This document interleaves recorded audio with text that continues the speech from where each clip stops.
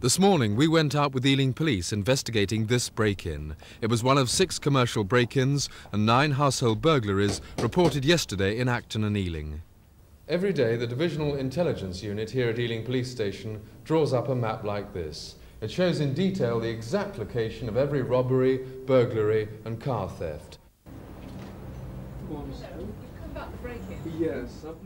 To tackle the rising tide of crime, Ealing has about 15 sergeants and approximately 70 PCs. There are also CID and specialist groups. 140,000 people live in the area. Right, our scenes of crime officer downstairs will have a look through and... This lady had locks on all windows, but the burglar got in yesterday afternoon by breaking the glass, picking it out and climbing in the gap. It was her 4th burglary. So this is the most untidy and the most extensive, though not necessarily the worst, because perhaps my most valuable things were taken last time.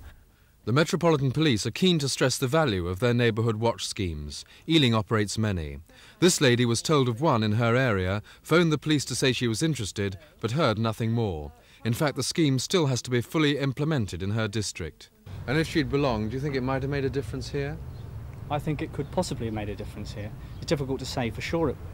But certainly somebody may just have heard something, and if they were concerned for the neighbour or if they knew the neighbour, then there is a much greater possibility that they would have rung the police or even come round to see what was happening themselves.